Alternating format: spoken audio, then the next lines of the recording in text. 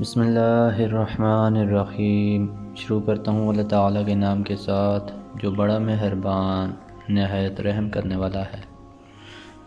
حضرت ابو ذر رضی اللہ عنہ نے فرمایا کہ رسول اللہ صلی اللہ علیہ وآلہ وسلم کا ارشاد ہے، اللہ تعالیٰ حالت نماز میں بندے پر اس وقت تک متوجہ رہتا ہے جب تک کہ وہ ادھر ادھر نہیں دیکھتا، پھر جب وہ ادھر ادھر دیکھنے لگتا ہے تو اللہ تعالیٰ اس سے منہ پھیر لیتا ہے۔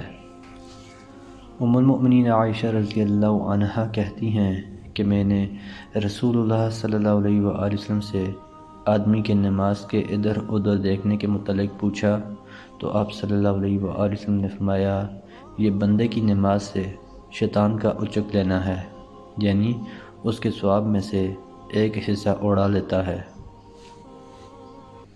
حضرت جابر بن سمرہ رضی اللہ عنہ کہتے ہیں کہ رسول اللہ صلی اللہ علیہ وآلہ وسلم مسجد میں داخل ہوئے تو دیکھا کہ کچھ لوگ نماز میں اپنے ہاتھ آسمان کی طرف ہاتھ اٹھا کر دعا کر رہے ہیں۔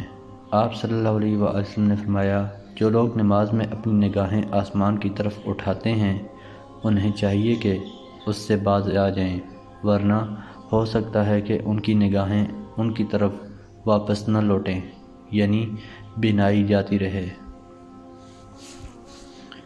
حضرت ابو قتادہ رضی اللہ عنہ کہتے ہیں کہ ہم لوگ مسجد میں بیٹھے ہوئے تھے کہ اسی دوران رسول اللہ صلی اللہ علیہ وآلہ وسلم ہمارے پاس تشریف لائے، اس حال میں کہ آپ امامہ بنت ابو العاص بن ربیع کو اپنے کندھے پر اٹھائے ہوئے تھے۔ امامہ کی والدہ رسول اللہ صلی اللہ علیہ وآلہ وسلم کی صاحبزادی زینب رضی اللہ عنہا تھی۔ امامہ ابھی چھوٹی بچی تھیں، وہ آپ صلی اللہ علیہ وآلہ وسلم کے کندھے پر تھیں۔ جب آپ رکوع کرتے تو انہیں اتار دیتے، پھر جب کھڑے ہوتے تو انہیں دوبارہ اٹھا لیتے۔ اسی طرح کرتے ہوئے آپ نے اپنی پوری نماز ادا کی۔ حضرت ابو ہریرہ رضی اللہ عنہ کہتے ہیں کہ رسول اللہ صلی اللہ علیہ وآلہ وسلم نے فرمایا، نماز میں دونوں کالوں یعنی سانپ اور بچھو کو اگر دیکھو تو قتل کر ڈالو۔ حضرت عبداللہ بن عمر رضی اللہ عنہما کہتے ہیں کہ رسول اللہ صلی اللہ علیہ وآلہ وسلم نماز پڑھنے کے لیے قباء گئے تو آپ کے پاس انصار آئے اور انہوں نے حالت نماز میں آپ کو سلام کیا۔ وہ کہتے ہیں تو میں نے بلال رضی اللہ عنہ سے پوچھا، جب انصار نے رسول اللہ صلی اللہ علیہ وآلہ وسلم کو حالت نماز میں سلام کیا تو آپ صلی اللہ علیہ وآلہ وسلم کو کس طرح جواب دیتے ہوئے دیکھا؟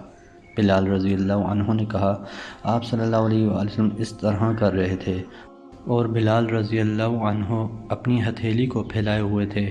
جعفر بن عون نے اپنی ہتھیلی پھیلا کر اس کو نیچے اور اس کی پشت کو اوپر کر کے بتایا۔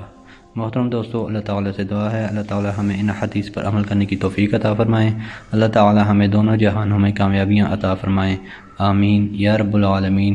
ویڈیو کو ثواب کی نیت سے زیادہ شیئر کریں اور لائک ضرور کر دیں۔ جزاکم اللہ خیرا کثیرا، والسلام علیکم ورحمۃ اللہ وبرکاتہ۔